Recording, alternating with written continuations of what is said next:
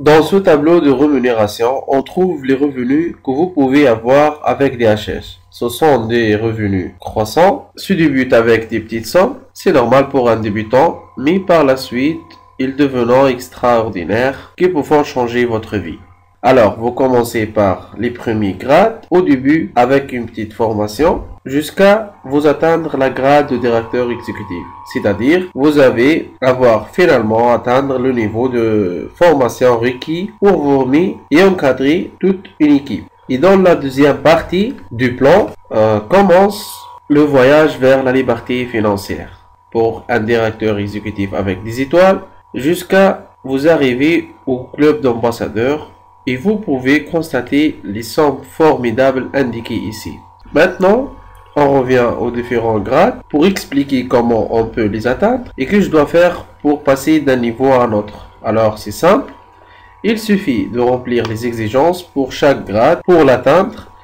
Et pour simplifier l'explication, je vais décomposer le plan de compensation en 3 parties.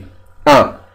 Les niveaux de rémunération, 2. Les exigences à remplir et 3. Les commissions et les revenus à gagner pour chaque grade. On remarque qu'il y a 4 exigences ici. Le PRP, le GRP, le volume supplémentaire et le TPP.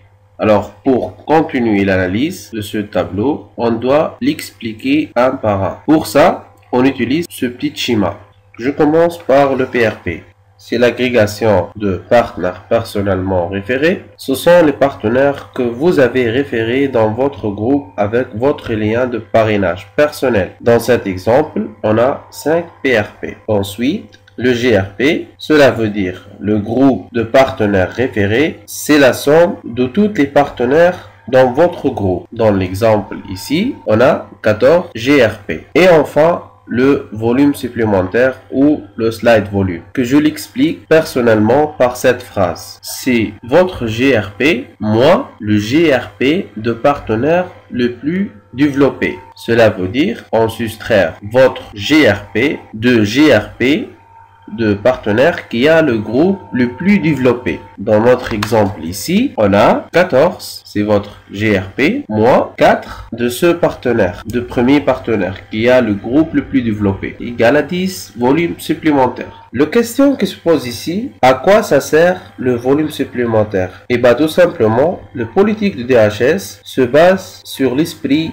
d'aider les autres. C'est le slogan de la société. Cela veut dire que chaque partenaire doit travailler avec tous les membres de son groupe, sans exception, et sans faire la différence entre les partenaires. C'est-à-dire, il doit encadrer et former tous les membres qui a référé. Ils n'ont pas un seul partenaire. Ici, on a 2 exemples de partenaires. Le premier a 14 GRP et 6 volumes supplémentaires et le deuxième a 14 GRP et 10 volumes supplémentaires. Le premier a mal développé son équipe, il se concentre seulement avec son deuxième PRP. Pour ça, il n'y a pas d'équilibre dans son groupe, alors que le deuxième partenaire travaille avec toute l'équipe. Maintenant, il nous reste la 4e exigence, c'est le TPP, c'est-à-dire les points de paiement d'équipe.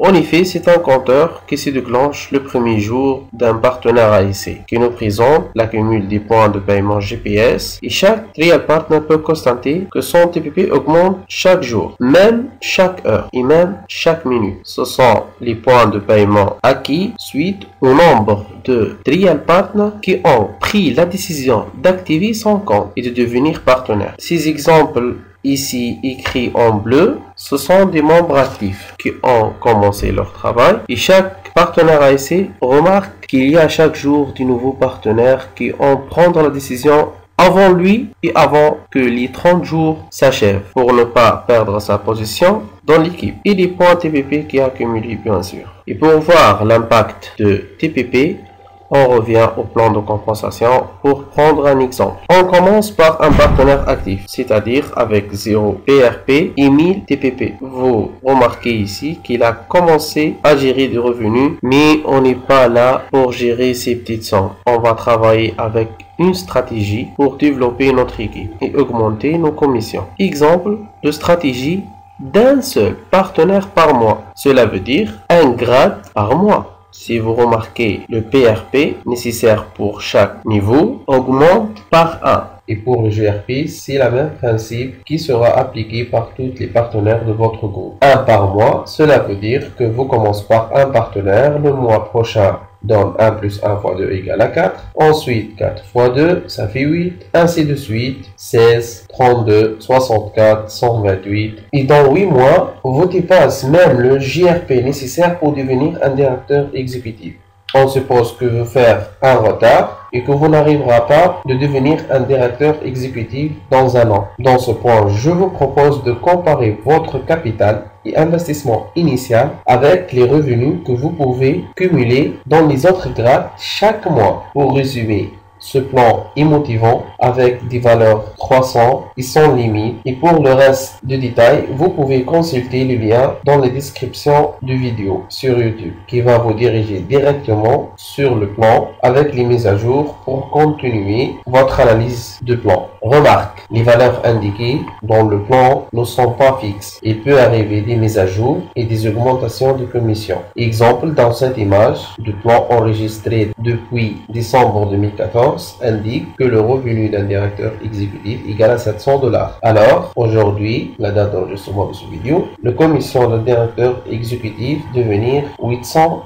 C'est-à-dire, dans cette vidéo, j'explique seulement comment lire et analyser le plan de compensation. Et dans le lien, vous trouverez plus de détails. Merci pour votre attention.